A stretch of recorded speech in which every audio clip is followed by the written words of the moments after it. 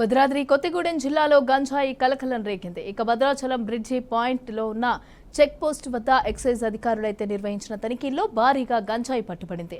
3,75,000 రూపాయల విలువైన 19 కేజీల గంజాయిని స్వాధీనం చేసుకున్నారు. ఇక ముంబైకి చెందిన ఓ వ్యక్తిని గుర్తించారు. ఒడిశా నుంచి ముంబైకి తరలిస్తూ ఉండగా పట్టుకున్నామని గంజాయిని సీజ్ చేసి ఎక్సైజ్ స్టేషన్కి తరలించారు.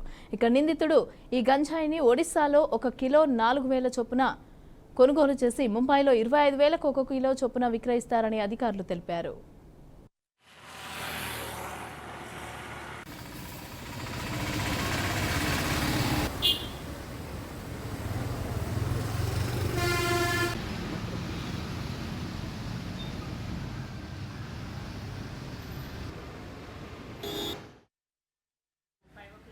ఇక్కడ వెహికల్ చెకింగ్ స్టార్ట్ చేసాము.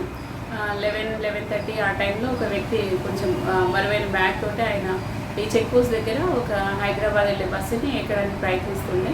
ఇక మాకు అనుమానం వచ్చి ఆ వ్యక్తిని తనిఖీ చేసినప్పుడు ఆ బ్యాగ్ని దించి మేము మా పంచులు మా సిబ్బందితో సహా మేము వెరిఫై చేసినప్పుడు అందులో గంజాయి మేము చూసాము.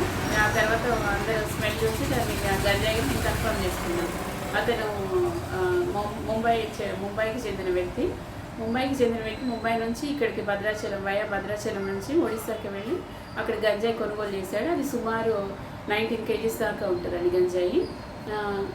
19 కేజీస్ని ఇక్కడ ఒడిశా నుంచి కొనుక్కొని మళ్ళీ ముంబైకే తీసుకెళ్తూ ఉండగా మేము మార్గమధ్యంలో మేము పట్టుకోవడం జరిగింది. దీనికి సంబంధించి మేము ప్రొసీజర్ అంతా డాక్యుమెంటేషన్ అంతా ఫిల్ చేసి ఇక్కడ లోకల్ ఉన్న ఎక్సైజ్